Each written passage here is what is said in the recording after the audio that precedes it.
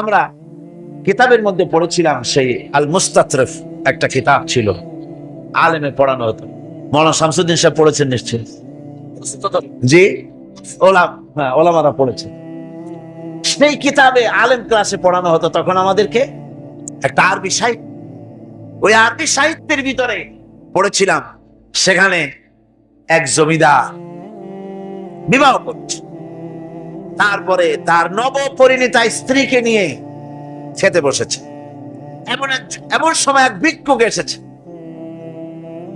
জমিদার রাগ হয়ে দরজার কাছে দিয়ে বেচারাকে ধমক দিয়ে বের করে দিয়েছে, ভিক্ষা নেওয়ার আর তুমি সময় পাও না, আমি বিয়ে করেছি, নতুন বউ নিয়ে খাইতে বসছি। গলায় ধাক্কা দিয়া ফালাইয়া তারপরে তাড়াই দিছে। বাস কয়েক বছর পর এই জমিদারের জমিদারি গেল, টাকা গেল, পয়সা গেল, সব শেষ।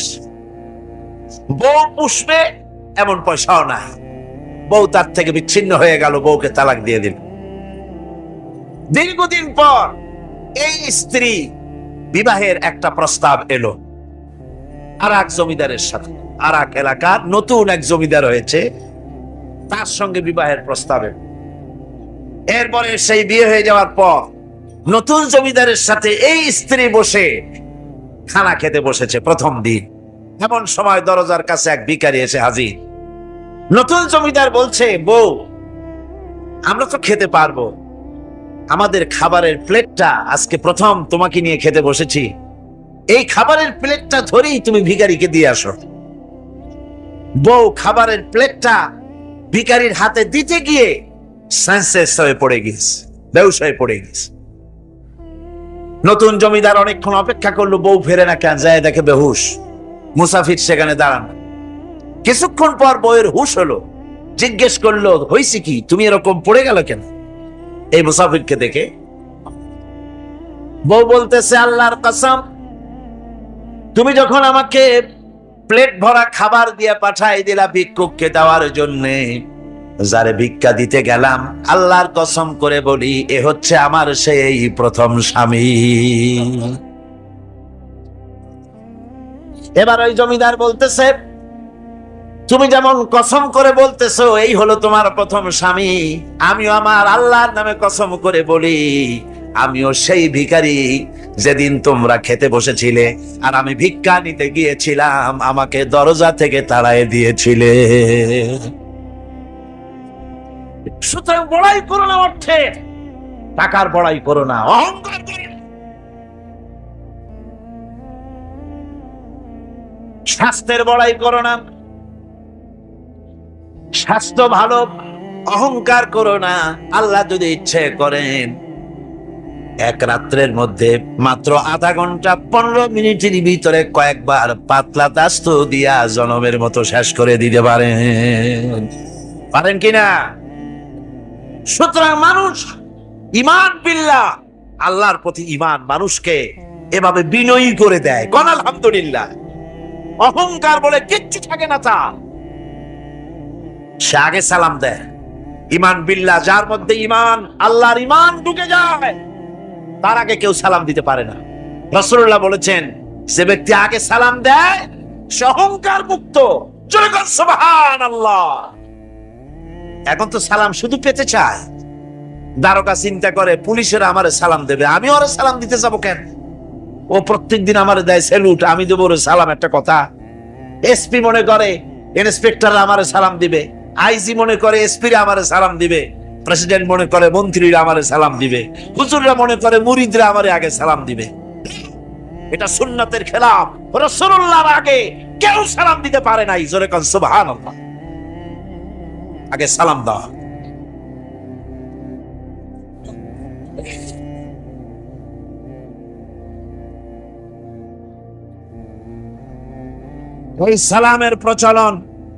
এই সালামের প্রচলন মুসলমানদের মধ্যে বেশি বেশি হওয়া উচিত।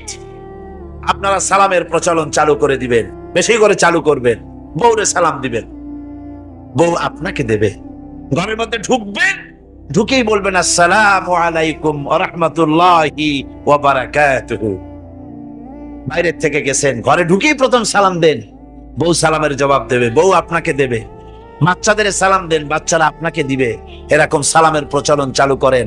রাসূলুল্লাহ বলেছেন, মানে একটা গাছের আড়ালে এই সালাম হলো, লোকটা গাছের আড়ালে চলে গেছে, আবার দেখা হয়েছে, আবার সালাম দেয়। এখন ওই সালাম কমে গেছে, এখন সালামের পরিবর্তে অনেক কিছু হয়েছে। সালাম দেয়, তার জবাবও দেয় না। যদি বলে কেউ গরিব মানুষ সালাম দিয়েছে বড় লোক করে, আসসালামু আলাইকুম,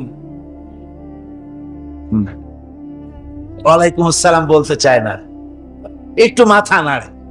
তারপর জিজ্ঞেস করে, স্যার কেমন আছেন? এই যাচ্ছে, কেটে যাচ্ছে। কি কেটে যাচ্ছে? তোমার কল্লা? আলহামদুলিল্লাহ বলতে পারো না? অধিকাংশ ক্ষেত্রে যদি জিজ্ঞেস করেন কেমন আছেন, এই যাচ্ছে, কেটে যাচ্ছে। আপনার যত অসুখ হোক আগে বলেন আলহামদুলিল্লাহ, তারপরে অসুখের কথা বলেন। আপনার যদি কোনো অসুবিধা থাকে আগে আলহামদুলিল্লাহ কন, তারপরে অসুখের কথা কন। হযরত সুফিয়ান সাউরি রাহমাতুল্লাহ আলাইহি আল্লাহর একজন জবরদস্ত ওলি ছিলেন। একবার তার সামনে এক মুরিদ এসেছে, মাথায় একটা বড় রুমাল খিসা বাঁধা। জিজ্ঞেস করলেন, মিয়া তোমার এই মাথাটা এরকম বাঁধা কেন? কয় যে হুজুর, মাথার যন্ত্রণায় অস্থির হয়ে গেছি, সেই জন্য মাথাটা বাঁধে রাখছি। এরকম ব্যথা কয়দিন হইছে? কয় যে না, সবসময় হয় না, বছরে 2-1 হইলেও পারে, না হইলেও পারে। বলে বছরে 2-1 মাথা ব্যথা হয়, সেই ব্যথাটা দড়ি দিয়া বান্ধা মানুষকে দেখাইলা যে আমার ব্যথা হয়েছে, অসুবিধাটা দেখালে, আর যতদিন ভালো ছিলে ওইটার প্রমাণ স্বরূপ মাথায় কি বান্ধা মানুষকে দেখাইছো। সুতরাং শুকরিয়া আদায় করো সব সময়, আলহামদুলিল্লাহ আলা কুল্লি হাল, সব অবস্থায় আমি ভালো আছি, আমার থেকে আরো অনেক খারাপ আছে। সুতরাং সালামের প্রচলন তারাই করে বেশি যারা বিনয়ী হয়। অহংকার যাদের মধ্যে জায়গা পায় না। অহংকার পাবে কি করে? বান্দা কোরআন থেকে জেনেছে, ওয়াল্লাহুল গানিয়্যু ওয়া আনতুমুল ফুকারা। আল্লাহ রাব্বুল আলামিন বলেন, তোমরা হলে সবাই ফকির, তোমরা হলে সব মুখাপেক্ষী, আর একমাত্র আল্লাহ রাব্বুল আলামিন বেনিয়াজ। আল্লাহই শুধু বেনিয়াজ, আর সব কি মুখাপেক্ষী কার কাছে? আল্লাহর কাছে। এই জন্য বিনয়ী হতে হবে। যে জমিনটা বাস করি, জমিনটা কার? চিল্লায় কোন কার? লিল্লাহি মা ফিস সামাওয়াতি ওয়া মা ফিল আরদ। কাশতার জমিনও। এই কথা যদি জানা থাকে, বিশ্বাস থাকে, তাহলে সেই ব্যক্তি অহংকার করতে পারে না, সে বিনয়ী হয়। ঈমান বিল্লাহ তাকে বিনয়ী বানায় দেয়। আর বিনয়ী মানুষ, নিরহংকার মানুষই আল্লাহর কাছে বেশি পছন্দ। এই ঈমান তার ভিতরে এই কথা জাগ্রত করে দেয়। আমি যদি একটা গাড়ির মালিক হয়ে থাকি, আমি যদি একটা বাড়ির মালিক হয়ে থাকি, আমি যদি স্ত্রী পুত্র সন্তান পেয়ে থাকি, আমি যদি মন্ত্রী হয়ে থাকি, আমি যদি কিছু পেয়ে থাকি, আমার হাতের কামাই দ্বারা পাই নাই। আল্লাহ শিখাই দিচ্ছেন, ওয়ামা বিকুম বিনি'মাতিন ফামিনাল্লাহ। যত নেয়ামত তোমরা পেয়েছো সব আল্লাহ রাব্বুল আলামিন দিয়েছেন। জোরে বলেন সুবহানাল্লাহ। দাতাকে ভুলে যেও না, আল্লাহর কাছে বিনয়ী হও। সমস্ত নেয়ামত একমাত্র তিনি দিয়েছেন। ঈমান বিল্লাহর দ্বারা মানুষের এই গুণ সৃষ্টি হয়, এই উপকার হয় মানুষের, যে সে বিনয়ী হয়ে যায়। একবার নাকি একজন দেশের বাদশাহ, তিনি বলছিলেন মন্ত্রীকে যে আমার দেশের লোকেরা সবচাইতে কারে বেশি ভয় করে? মন্ত্রী বলছে, দেশের লোকেরা সবচাইতে বউকে বেশি ভয় করে। বলি, এটা একটা কথা হলো নাকি? প্রমাণ করতে যদি না পারো তাহলে তোমার চাকরি শেষ। প্রধানমন্ত্রী তো মুসিবতে পড়ে গেছে। তারপরে সমস্ত লোক ডেকেছে, সমস্ত শহরবাসীকে দেখে তারপরে বলছে, তোমরা যারা বউকে ভয় করো না তারা সব এদিকে আসো, আর যারা বউকে ভয় করো তারা এ পাশে থাকো। এখন যারা ভয় করে তারা সব একদিকে চলে আসছে। একটা শুকনা শাকনা মানুষ একা দাঁড়ায় আছে, ভয় করে না সেই দলে, আর সব একদিকে। বাদশা আশ্চর্য হয়ে গেল, সব মানুষ ভয় করে একদিকে চলে আসলো, আর তুমি একা শুকনা শাকনা মানুষ, তুমি বউরি ভয় করো না, ব্যাপারটা কি? কয় যে না, বউকে ভয় করি কিনা তা জানি না, আমি আসার সময় আমার বউ বলে দিয়েছে, সব লোক যেদিকে যাবে সেদিকে যাবে না, একা দাঁড়ায় থাকবে একদিকে।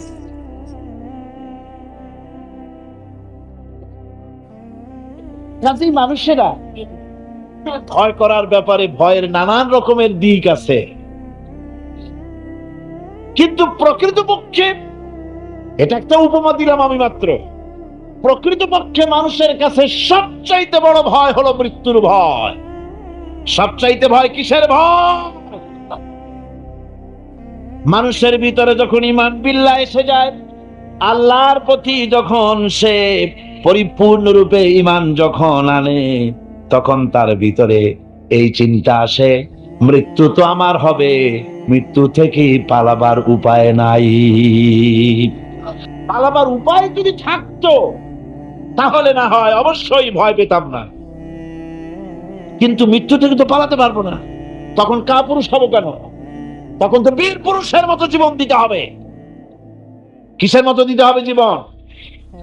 আল্লাহ রাব্বুল আলামিন কোরআনে কারীমের মধ্যে বলে রেখেছেন, ঈমানদার লোক আল্লাহরে যে বিশ্বাস করে তার বড় উপকার হলো মওতকে পরোয়া করে না। মওতকে পরোয়া করে না বলে তার পক্ষে সমস্ত কাজ সহজ হয়ে যায়। কোরআন বলতেছে, কুল ইন্নাল মাউতাল্লাযী তাফিরুনা মিনহু ফাইন্নাহু মুলাকীকুম। মরণ থেকে পালাও তুমি, মরণ তোমায় লইবে ঘিরি। মরণ থেকে পালাও তুমি, মরণ তোমায় লইবে ঘিরি।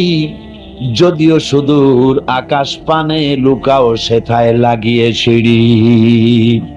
এ মহারোগের চিকিৎসক নাই, নাই সে ঔষধ জগতে। খুঁজিয়া কাতর হইলে কি হবে, পারিবে না তারে ফিরাতে। এ মৃত্যু আসবে, মৃত্যুর হাত থেকে বাঁচবার কোন উপায় যখন নাই, তখন সেই মওত কাপুরুষের মওত কেন হবে? ঈমান এই উপকার করে মানুষকে, বুকটারে বড় বানায় দেয়। মানুষ শুকনা হতে পারে, কিন্তু কলিজাটা বিরাট হয়, তার কলিজাটা বড় হয়ে যায়। আল্লাহর ভয় তার মধ্যে আসে, যেহেতু সে জানে কোরআনে কারীমের মধ্যে আল্লাহ পাক বলেছেন, আইনামা তাকুনু ইউদরিকুমুল মাউতু ওয়ালাউ কুনতুম ফি বুরুজিম মুশাইয়াদা। আল্লাহ পাক বলেন, দুর্ভেদ্য দুর্গের ভিতরে যদি তুমি পালায় থাকো, মৃত্যু সেখানে গিয়া তোমারে খুঁজে বের করবে, এড়াতে পারবে না। একজন তার বাড়িতে কুত্তা দিয়া বাড়ি ভরে ফেলেছে। ঘরে কুত্তা, খাটের নিচে কুত্তা, ড্রয়িং রুমে কুত্তা, বেডরুমে কুত্তা। তার বন্ধু এসে বলে, ভাই তোমার বাড়ি এত কুত্তা কেন? আগে তো তুমি এত কুত্তা পাগল ছিল না, এত কুত্তা পালতেছো কেন? কয় যে ওয়াজ শুনে আসছে। আশ্চর্য কথা, ওয়াজ শুনে তুমি কুত্তা পালা আরম্ভ করলাম? কয় যে না, সব কথা শুনে নাও না আগে। বলে কি? কয় যে ওয়াজের মধ্যে শুনলাম রাসূলুল্লাহ বলেছেন, যে বাড়িতে কুত্তা থাকে ঘরের মধ্যে আর প্রাণীর ছবি থাকে, ওখানে নাকি ফেরেশতা আসে না। তা আমি কুত্তা রেখে দিছি, ঘরের থেকে বাইর হই না, আজরাইল আসতেও পারবে না, আমার জানও কবজ হবে। বন্ধু ছিল খুব চালাক। বন্ধু কয় যে, ও কুত্তা পালা বন্ধু, বুঝলাম আজরাইল আসবে না, কিন্তু কুত্তা কি কিয়ামত পর্যন্ত বাঁচে না মরে? কয় যে না ভাই, কুত্তা তো মরে। কয় কুত্তা মারে যে ফেরেশতায়, তোমারে মারবে সেই ফেরেশতায়। পালাবা কেমন? পালাবার উপায় যেখানেই থাকে, বাড়িতে হোক, গাড়িতে হোক, দেশে হোক, বিদেশে হোক, মৃত্যু যখন আসবে, মৃত্যুর হাত থেকে এড়াবার কোন উপায়?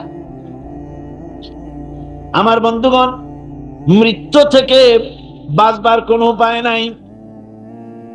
এজন্য এই ক্ষণস্থায়ী জীবনের সুখময়, অনন্তকাল সুখময় জীবনকে মানুষেরা, ঈমানদার লোকেরা জলাঞ্জলি দিয়ে চির সুখময় আল্লাহর জান্নাতে যাওয়ার জন্য জীবন দিতে মোটেও তাদের বাধে না।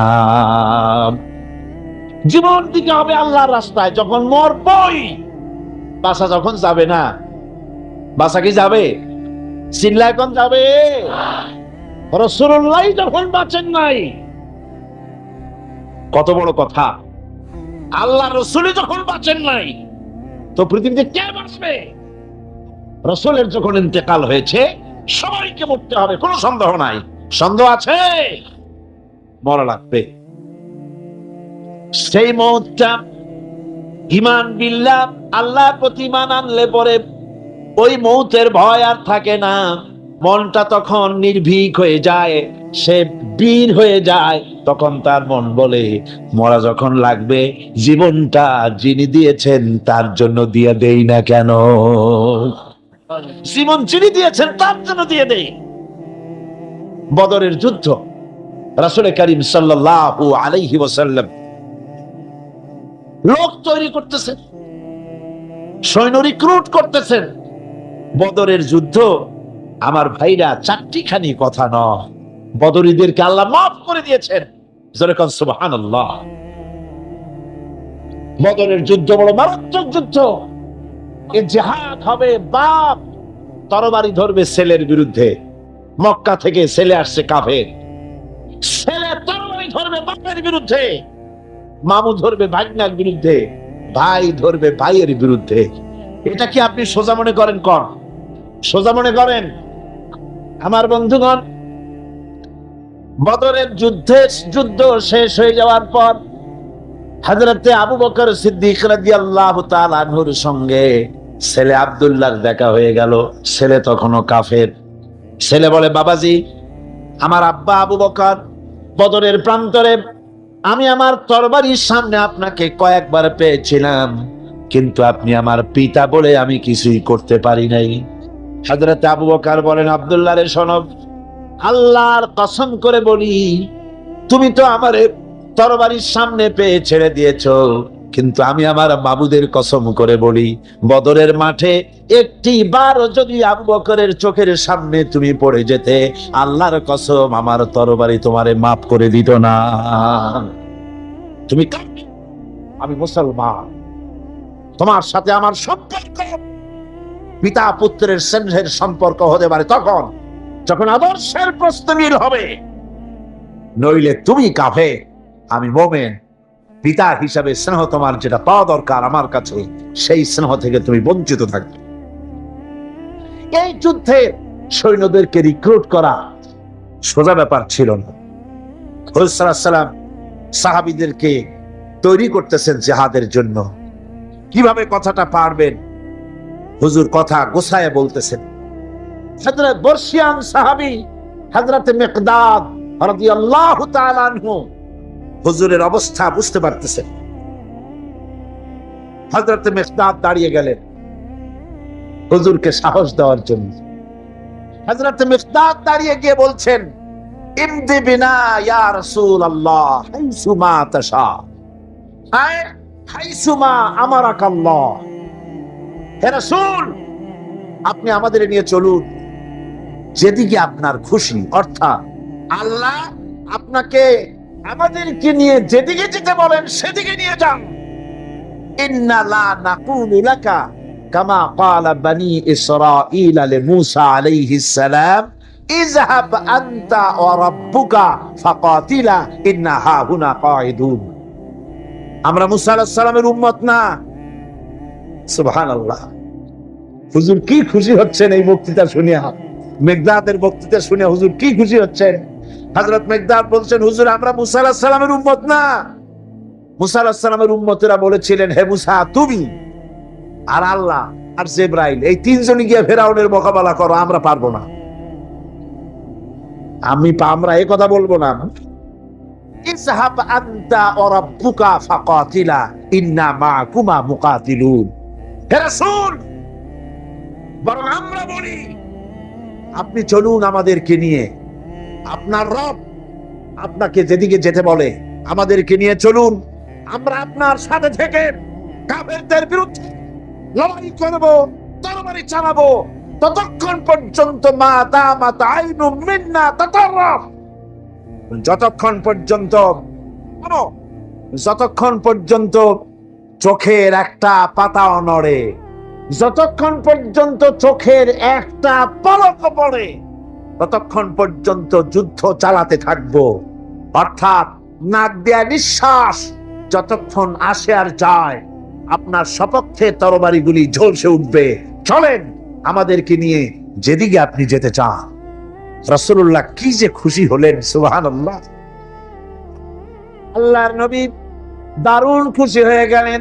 নবীজি বললেন, ও সাহাবীরা, তোমাদের মন মানসিকতা যখন এই রকম, তাহলে উমুবিনা ইলা জান্নাতিন, জান্নাতুন আরদুহা কাস সামাওয়াতি ওয়াল আরদ। উমুবিনা ইলা জান্নাতিন, ওঠো, চলো আমার সাথে সেই বেহেশতের দিকে, যেই বেহেশতটা ওই বিশাল আকাশের চাইতে, এই জমিনের চাইতে অনেক অনেক বড়। সেই বেহেশতে যাওয়ার জন্য চলো আমার সাথে, ওঠো, দাঁড়াও। ফাকামা উমাইর বিন হামাম ওয়া কানা ইয়াকুলু তামার। হযরত উমাইর ছিলেন এক যুবক। দেখেন না, এই যে যুবকরা দাঁড়ায় আছে অনেক, এইরকম একজন যুবক দাঁড়িয়ে খোরমা খাচ্ছিলেন।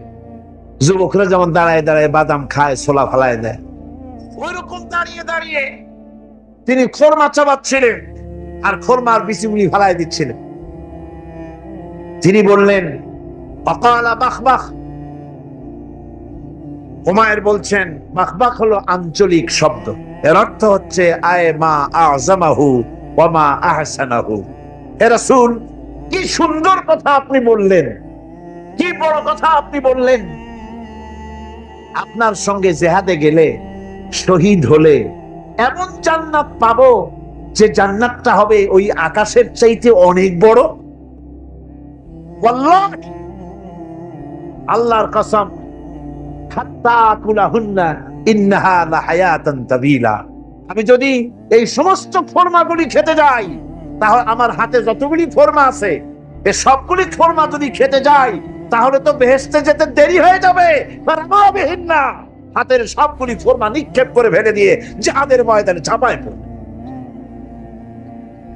আমার বন্ধুগণ, জিহাদের ময়দানে ঝাঁপায় পড়ে হযরত ওমর লড়তে লড়তে নিজে হযরত ওমরের শাহাদাত বরণ করলেন। তিনি শহীদ হয়ে গেলেন।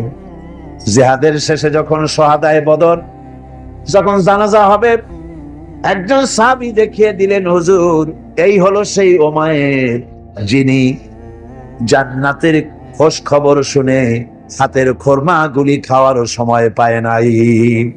খোরমাগুলি সব খাইতে গেলে জান্নাতে যেতে দেরি হয়ে যাবে, এই জন্য খোরমা ফেলে দিয়ে জিহাদে অংশগ্রহণ করেছিল। এই হলো সেই ওমরের লাশ। আল্লাহর নবী হযরত ওমরের দিকে আঙ্গুল দিয়া বললেন, ওমর, যেই জান্নাতের জন্য খোরমা খাওয়ার তর তোমার সয় নাই, তাড়াতাড়ি করে এসে শহীদ হয়েছো, আমি নবী সাক্ষী দিচ্ছি, ইন্নাকা মিন আহলিহা, আমি সাক্ষ্য দিচ্ছি অবশ্যই তুমি আল্লাহর জান্নাতি।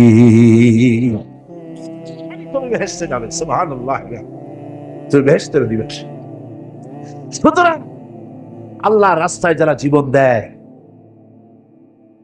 ঈমান বিল্লাহর কারণে, তার ভিতরে ঈমান মজবুত হয়ে যায়, মৃত্যুকে পরখ করে না। মৃত্যু হয় তার পায়ের বৃত্ত, মৃত্যু আমার গোলাম, মরা আমার লাগবেই। জীবনটা যিনি দিয়েছিলেন, জীবনটা তাকে দিতে, তার রাস্তায় দিতে আপত্তি আছে? চিল্লায় কোন আপত্তি আছে? আমার বন্ধুগণ, আল্লাহর রাস্তায় যারা এভাবে জীবন দেয়, ওদের সম্পর্কে রব্বুল আলামিন বলেন, ওয়ালা তাহসাবান্নাল্লাযীনা কুতিলু ফী সাবিলিল্লাহি আমওয়াতান বাল আহইয়াউন ইনদা রাব্বিহিম ইউরযাকুন। যারা নাকি আমার রাস্তায় জীবন দিল, আমার রাস্তায় যারা জীবন দিয়েছে, নিহত হয়েছে, তাদেরকে, তারা মৃত্যু হয় নাই, বরং তারা জীবন লাভ করেছে। এই মরণের বিনিময় আর এক জীবন তারা লাভ করেছে, যেই জীবনে তারা আল্লাহর কাছে চলে গেছে এবং রব্বুল আলামিনের কাছ থেকে তারা রিজিক প্রাপ্ত হয়। আল্লাহর কাছে তারা রিজেক্ট পায়। আর এই মৌত হচ্ছে শ্রেষ্ঠ মৌত, শাহাদাতের মৌত। কিসের মৌত? শাহাদাতের মৌত। আমার বন্ধুগণ, জীবনের পরোয়া মুমিনের সবচাইতে বড় উপকার আল্লাহর পর ঈমান আনার। জীবনের পরোয়া সে করে না, কারণ রাসূলুল্লাহ বলেছেন শাহাদাতের মৌতের যন্ত্রণা, শরীরে যদি কেউ চিমটি কাটে, খামসি কাটে, একটা চিমটি দিলে যতটুকু ব্যথা লাগে, মৃত্যুর শাহাদাতের এই মৃত্যুর যন্ত্রণা এর থেকে বেশি কিছু না। কিতাবের ভিতরে এসেছে ফেরাউনের স্ত্রী আসিয়া যখন ফেরাউনকে মানে নাই, শেষ পর্যন্ত ফেরাউন অর্ডার দিয়া দিল আসিয়ারে মারো। মারার জন্য তক্তার ভিতরে হাজার হাজার প্যারাক মারো। তক্তায় প্যারাক মারা হলো, তক্তাটারে উল্টায় দিল, প্যারাক গুলো খাড়া হয়ে গেল। প্যারাক বোঝেন কিনা? প্যারাক বোঝেন? প্যারাক গুলো খাড়া হয়ে গেল। ফেরাউন বলল, এর উপরে আসিয়াকে ফুট করে শোয়াই দাও, এরপরে চতুর্দিক থেকে পিটাইতে থাকো, যতক্ষণ পর্যন্ত আমার উপরে ঈমান না আনে মারতেই থাকো। প্যারাকের উপরে নারী দেহ আসিয়াকে শোয়াই দেওয়া হলো, আর চতুর্দিক দিয়ে মাপ আঘাত করা হচ্ছে। লোহাগুলি শরীরের ভিতরে ঢুকে যাচ্ছে, শত শত লোহা শরীরের ভিতরে ঢুকে যাচ্ছে। এমত অবস্থায় আল্লাহ রাব্বুল আলামিন ডেকে বলেন, ফেরেশতারে, আমার ফেরেশতারা, আমার আসমানের সব দরজাগুলি খুলে দাও। আমার আসিয়া মৃত্যুর আগে, প্রাণ বেরিয়ে যাওয়ার আগে আমার জান্নাতটা দেখে যেন প্রাণটা বেরিয়ে যায়। আল্লাহর এই রাস্তায় মানুষ জীবন দিতে কুণ্ঠাবোধ করে না, যদি ঈমান বিল্লাহ, আল্লাহর প্রতি ঈমান মজবুত হয়ে যায়, তার জীবনের মোটেও পরোয়া হয় না। জীবন দিয়েছেন আল্লাহ, এই জীবন দিব, কাকে ফিরায় দেব? আল্লাহ। এই জন্য আল্লাহ পাক বলেছেন, ইন্নাল্লাহা আশতারা মিনাল মুমিনিনা আনফুসাহুম ওয়া আমওয়ালাহুম বিআন্না লাহুমুল জান্নাহ। আমি আমার মুমিনের জান এবং মাল সবটা খরিদ করে নিয়েছি, বিনিময়ে মুমিনকে আমার বেহেশত দিয়ে দিয়েছি। তোমার জানটাও আমার মালটাও আল্লাহ। সুতরাং জান মাল তো আমার, আমার রাস্তায় জান দাও, মাল দাও। মুমিনের এই শক্তি বাড়ে, মুমিনের ভিতরে এই ঈমান সৃষ্টি হয় আল্লাহর প্রতি ঈমানের কারণে। নির্ভীক সে বীর হয়ে যায়, তার ধারণা এটা হয়, ঈমানের ব্যাপারে মজবুত হয় যে পৃথিবীর সমস্ত শক্তি একত্রিত হয়ে যদি আমাকে চেষ্টা করে, আমার এক গাছা পশম বাঁকা করতে পারবে না, যদি না আল্লাহর হুকুম না থাকে। সুবহানাল্লাহ। কোরআনে কারিমে রব্বুল আলামিন বলেন, ওয়া মা হুম বিদারিনা বিহি মিন আহাদিন ইল্লা বিইজনিল্লাহ। আল্লাহ রাব্বুল আলামিনের সুস্পষ্ট কথা হলো এই যে আল্লাহর বিনা অনুমতিতে কেউ তোমার কোনো ক্ষতি করতে পারবে না। জোরে কোন সুবহানাল্লাহ। কেউ ক্ষতি করতে পারবে। আবার নির্ধারিত সময় আসার আগে মৃত্যু তোমার হবে না। মৃত্যুর যখন নির্ধারিত সময় হবে তখনই মৌত হবে, এর আগে হবে না। আল্লাহ পাক বলেছেন, ওয়া মা কানা লিনাফসিন আন তামুতা ইল্লা বিইযনিল্লাহি কিতাবাম মুআজ্জালা। আল্লাহ পাক বলেন, আমার নির্ধারিত সময় আসার আগে, এক সেকেন্ড আগে মরবে না, এক সেকেন্ড পরেও মরবে না। অনেকে বলে অমুকের অকাল মৃত্যু হয়েছে, বলে না? বলে কিনা অকাল মৃত্যু হয়েছে? এটা বাজে কথা। কিসের অকাল মৃত্যু? কালেই মরছে, হায়াত ওখানেই শেষ। হায়াত থাকতে এক সেকেন্ড আগে, এক সেকেন্ড পরে মৃত্যু হবে না। যখন নির্ধারিত সময় আসবে সেই সময় মরবে, এর আগে বা পরে মৃত্যু হবে। মৃত্যু নির্ধারিত সময়ের আগে মরবে না মানুষ। বাহানায় হোক, ওসিলায় হোক, মরণ যেখানে আছে সেখানে যাওয়াই লাগবে। এই জন্যে কবি বলছেন, দো চিজ আজ দো চিজ কাসাদ জোরে জোর একে আবেদানা দিগার খাকে গোর। দুটি জিনিস মানুষকে টানে, একটা হলো খাদ্য আর একটা হলো মৃত্যু। খাবার যেখানে আছে সেখানে যেতেই হবে, আর মৃত্যু যেখানে আছে সেখানেও যেতে হবে। কোরআনে কারিমে রব্বুল আলামিন বলেন, قُلْ لَوْ كُنْتُمْ فِي بُيُوتِكُمْ لَبَرَزَ الَّذِينَ كُتِبَ عَلَيْهِمُ الْقَتْلُ إِلَى مَضَاجِعِهِمْ। আল্লাহ পাক বলেন, হে নবী তুমি বলে দাও, তুমি শোনায় দাও, যাদের ভাগ্যে নিহত হওয়া আছে তারা যদি তাদের বিছানায় শুয়েও থাকে, প্রকোষ্ঠের ভিতরে থাকে, মৃত্যু সেখানে গিয়ে হাজির হবে, ওখানেই মৃত্যু হয়ে যাবে। মৃত্যুর সময় আসতে পরে মানুষকে মোটেই সময় দেওয়া হবে না, সময় যখন আসবে সময় মতো তাকে বিদায় নিতে হবে। সুতরাং ঈমান, আল্লাহর প্রতি ঈমান আনলে পরে মানুষের ভিতরে নির্ভীকতার সৃষ্টি হয়, সে কাউকে পরোয়া করে না আল্লাহ ছাড়া। চিল্লায় কোন সুবহানাল্লাহ, আরো জোরে বলেন সুবহানাল্লাহ। সাহস, বুক ভরা সাহস তার মধ্যে আসবে। আল্লাহ পাক বলছেন, ফানফুযু লা তানফুযুনা ইল্লা বিসুলতান। আমার রাজত্ব থেকে, আমার ইহাতা থেকে, আমার পরিমণ্ডল থেকে, আমার কর্তৃত্ব থেকে বেরিয়ে যাওয়ার কোন পথ নাই। কেউ বেরিয়ে যেতে পারবে না। আকাশ দিয়ে, জমিন দিয়ে পরিবেষ্টন করে রেখেছি, পালাবার উপায় নাই, ভাগবার জায়গা নাই। এই কথা মোমেন যখন পড়ে আস্তে করে মাথা নিচু হয়ে আসে, আমি কত দুর্বল আমার মহান আল্লাহর সামনে। সুবহানাল্লাহ। এই জন্য আমি বলি, কিসের বড়াই করবেন? কিসের বড়াই? বিদ্যার বড়াই। কতটা বিদ্যা অর্জন করেছেন, কতটুকু শিখেছেন? আপনার থেকে আরো অনেক শিক্ষাবিদ রয়েছেন, আবার তার থেকে আরো অনেক শিক্ষাবিদ রয়েছেন, কতটুকু শিখেছেন? এখনো ছাত্র, অনেক কিছু আছে যা আপনি আজও জানতে পারেন নাই। সারা জীবন আমরা তালিবে ইলম, সারা জীবন আমরা ছাত্র। মুহাদ্দিস হন, মুফাসসির হন, প্রফেসর হন, প্রিন্সিপাল হন, যাই হন না কেন, চিকিৎসাবিদ, চিকিৎসা বিজ্ঞানী, রাষ্ট্রবিজ্ঞানী, দার্শনিক, যাই হোক না কেন, সব ছাত্র। সব কি ছাত্র? বহু কিছু এমন আছে যা আজও মানুষ উদ্ধার করতে পারে নাই, শিখতে পারেনি। সুতরাং শিক্ষার বড়াই করো। তারপরে অর্থের বড়াই করবা। কয়টা টাকার মালিক হয়েছে তুমি? টাকার বড়াই করে মানুষ। জিজ্ঞাসা করা হয়, মিয়া সাহেব রোজা রাখেন না কেন? কয় রোজা রাখবো, চাউলের অভাব আছে নাকি? না ধানের অভাব আছে, না টাকার অভাব আছে। নাউযুবিল্লাহ। কত টাকা হয়েছে? আল্লাহ রাব্বুল আলামিন যদি ইচ্ছা করেন এমন রোগ দিয়া দিতে পারেন, হার্টের ভিতরে ক্যান্সার দিয়ে দিতে পারেন, ব্রেনের ভিতরে টিউমার দিয়ে দিতে পারেন, রক্তের ভিতরে ক্যান্সার দিয়ে দিতে পারেন, হাড়ের ভিতরে ক্যান্সার ঢুকায় দিতে পারেন।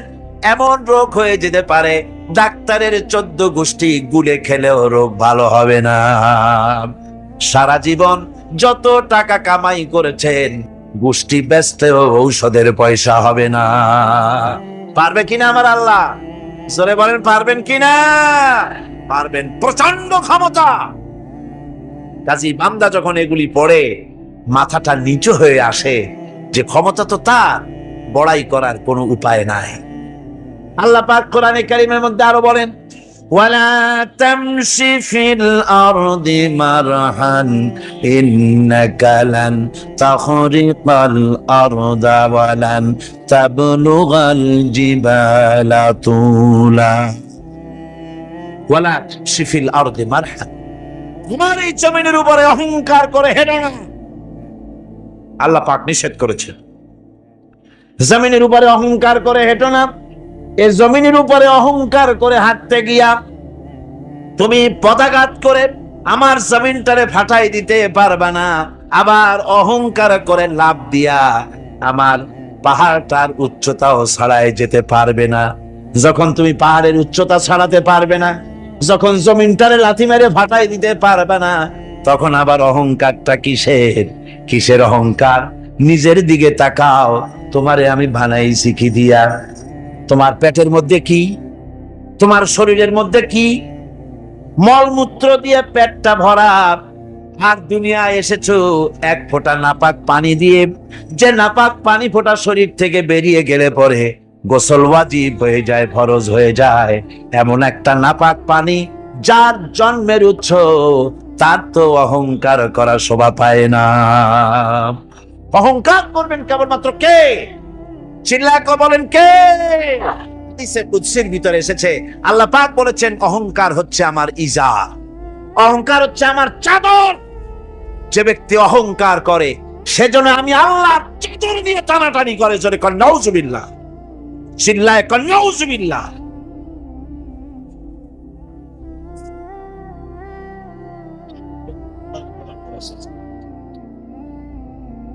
আমার বন্ধুগণ, আল্লাহ রাব্বুল আলামিন কোরআনে কারীমের মধ্যে বলেছেন, আমার সঠিক বান্দা যারা, অহংকার তাদের মধ্যে থাকে না। ওয়াইবাদুর রাহমানিল্লাযীনা ইয়ামশুনা আলাল আরদি হাওলা। রহমানের বান্দা যারা, আমি আল্লাহ পাকের গোলাম যারা, তারা জমিনের উপরে খুব বিনয়ের সাথে চলে। তাদের চলাফেরা দেখলেই বোঝা যায় লোকটা বিনয়ী, আল্লাহর বান্দা। সুবহানাল্লাহ ওয়া বিহামদিহি। কি বলেন? মানুষের চলাফেরা, চাহনি, ওঠা বসা, কথাবার্তা দেখলেই বোঝা যায় না লোকটা কি চরিত্রে? বোঝা যায়। এক পদের মানুষ আছে, গম্ভীর হয়ে বসে থাকে, মনে হয় যেন নবজাদা নসরুল্লাহ খানের শালা। নামাজ নাই। কি হয়েছে? মাইক এমনি আজকে আমি নিজেও টের পাচ্ছি, আমি মাইকের আওয়াজ নিজেও পাচ্ছি না। মাইকটা ভালো করে দেন মাইকের অপারেটর, আর জোরে সোরে একটু জিকির করেন, লা ইলাহা ইল্লাল্লাহ, লা ইলাহা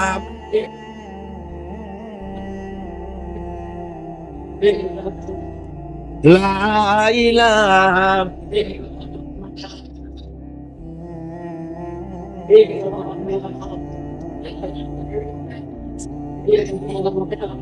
বসেন, বসুন।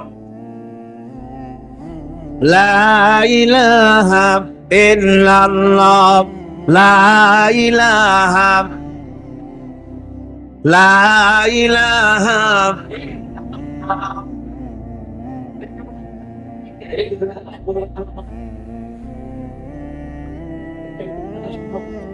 লা ইলাহা ইল্লাল্লাহ মুহাম্মাদুর রাসূলুল্লাহ।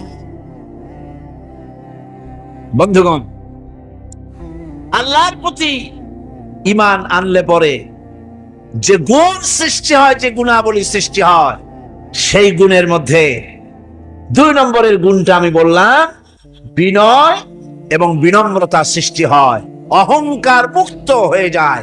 এটা হলো 2 নম্বরের উপকার। 1 নম্বরের উপকার হচ্ছে মর্যাদা সৃষ্টি হয়। 2 নম্বরে কি হয়? অহংকার মুক্ত হয়ে যায়।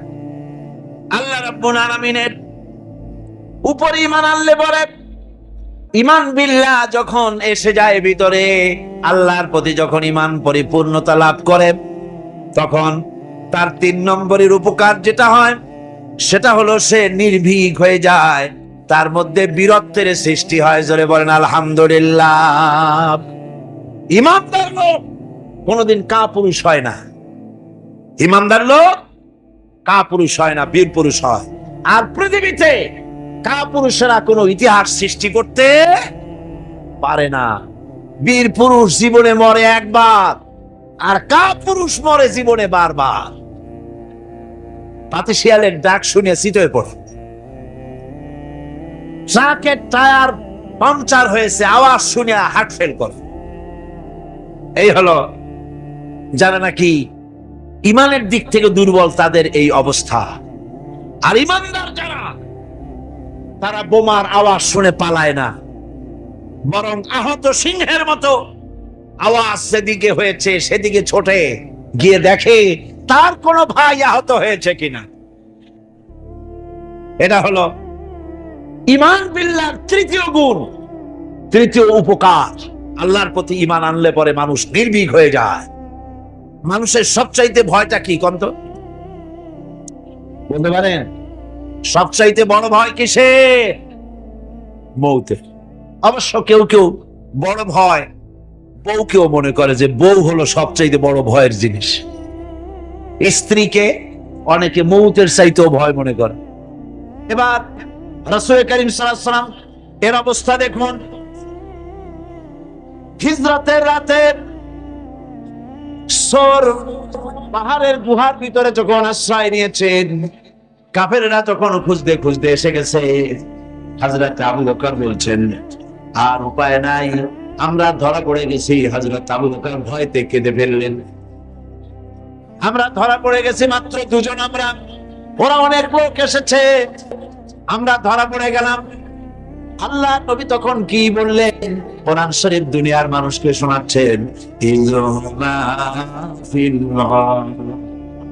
إذ يقول لصاحبه لا تحزن إن الله স্মরণ করো সেই সময়ের কথা যখন নবী করিম সাল্লাল্লাহু আলাইহি ওয়াসাল্লাম তার সাথী আবু বকর রাদিয়াল্লাহু তাআলা আনহুকে বললেন, লা তাহজান, চিন্তা করো না, গমগীন হয়ো না, দুশ্চিন্তা করো না, ইন্নাল্লাহা মা'ানা, নিশ্চয় আল্লাহ আমাদের সাথে আছেন। সুবহানাল্লাহ। এর থেকে বড় শক্তি আর কিছু হতে পারে? নবীর শিক্ষা এটা। ভয় পেও না, সমস্ত বিপদের মোকাবেলা করতে হবে সাহসিকতার সাথে।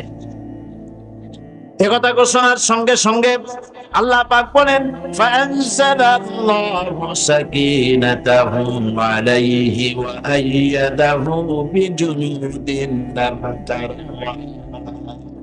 আল্লাহ পাক তখন আল্লাহ তার মনে গভীর শান্তি, স্বস্তি এবং প্রশান্তি দান করে দিলেন। আর এমন সৈন্য পাঠালেন যে সৈন্য দিয়ে সাহায্য করলেন যাকে তোমরা দেখতে পাও নাই। এই সাহায্য করেছেন আল্লাহ পাক। তবে আল্লাহ পাক বিপদে আপদে মুসলমানদেরকে চিরকাল সাহায্য করেছেন। সেই সাহায্যের ঘটনা আমি এখানে আনতে চাই না। আমার মূল বক্তব্য ছিল যে আল্লাহ পাকের উপরে ঈমান আনলে পরে সেই ঈমান এই ট্রেনিং দেয়। সর্বশেষ ঈমান, আল্লাহর প্রতি ঈমান মানুষকে 6 নম্বরে যে উপকারটা করে, যে ট্রেনিংটা দেয়, সেটা হলো নৈতিক সংশোধন এবং কর্মের শৃঙ্খলার শিক্ষা দেয়। ঈমান বিল্লাহ, আল্লাহ পাকের প্রতি যারা ঈমান আনে, সেই ঈমান মানুষকে এমন ভাবে তৈরি করে দেয়, তার আখলাক ভালো হয়, তার চরিত্র ভালো হয়। এই কারণে আল্লাহ রাব্বুল আলামিন তাকে বলেছে, ইন্নাল্লাহা লা ইয়াখফা আলাইহি শাইউন ফিল আরদি ওয়ালা ফিস সামা। আল্লাহ পাক বলেন, নিঃসন্দেহে আসমান এবং জমিনের ভিতরে কোনো জিনিস আল্লাহর কাছে গোপনীয় নাই। এই কথা কি আমরা বিশ্বাস করি? না, করি না। বিশ্বাস করলে কি এই দুরবস্থা হয়? আল্লাহ রাব্বুল আলামিনের কাছে কোনো জিনিস গোপন নাই, এইটা বিশ্বাস করলে আমরা কোন গুনাহের কাজে যাইতে পারতাম আমরা? গুনাহের কাজ মানুষ করতে পারত না, ভয় পাইতো আল্লাহ পাকে। আল্লাহ পাক সবকিছু দেখতে পান, শুনতে পান। আল্লাহ পাক বলছেন, মানুষের নৈতিক মান সৃষ্টি করার জন্য কোরআনে কারীমের মধ্যে আল্লাহ বলে রেখেছেন, মা ইয়ানফিযু মিন কাওলিন ইল্লা লাদাইহি রাকীবুন আতীদ। মানুষ এমন কোনো কথা বলে না যে কথাকে ফেরেশতারা রেকর্ড করে না রাখে, সব কথা রেকর্ড হয়ে যায়। আল্লাহ পাক বলছেন, মা ইয়াকুনু মিন নাজওয়া সালাসাতিন ইল্লা হুয়া রাবিউহুম। এমন 3 জন নাই যেখানে তোমরা পরামর্শ করো, ওইখানে চতুর্থ সত্তা রয়েছে যার নাম হচ্ছে আল্লাহ। যেখানে তোমরা 3 জন, সেখানে চতুর্থ কে? ওয়ালা খামসাতিন ইল্লা হুয়া সাদিসুহুম। যেখানে তোমরা 5 জন, সেখানে আল্লাহ হচ্ছেন ষষ্ঠ। ওয়ালা আদনা মিন যালিকা ওয়ালা আকসারা ইল্লা হুয়া মাহুম আইনামা কান। এর থেকে সংখ্যায় যদি কম হও, এর থেকে সংখ্যায় যদি বেশি হও, বান্দারে তুমি আছো যেখানে, আল্লাহ রাব্বুল আলামিন আছেন সেখানে। এই বিশ্বাস যদি ভিতরে থাকে, মানুষের নৈতিকতার মান বেড়ে যায়, চরিত্র ভালো হয়। ঘুষ খাইতে পারে না, ঘুষ খাইতে পারে? ঘুষ খাওয়ার সময় মনে হবে আল্লাহ আমারে দেখতেছে। ঘুষের টাকা যখন নিবে, তখন তার মনের মধ্যে কি জায়গা দেবে? মনের মধ্যে কি উঠবে? আল্লাহ দেখতেছেন। কে দেখছেন? আল্লাহ দেখছেন। জেনা করতে যখন যাবে, তখন তাকে সে মনে করবে আল্লাহ আমাকে দেখছে। সুদের টাকা নিচ্ছে, মনে করবে আল্লাহ দেখছে। মদ খাইতেছে, কেউ দেখতেছে না, আল্লাহ দেখতেছে। কে দেখতেছে? এই বিশ্বাস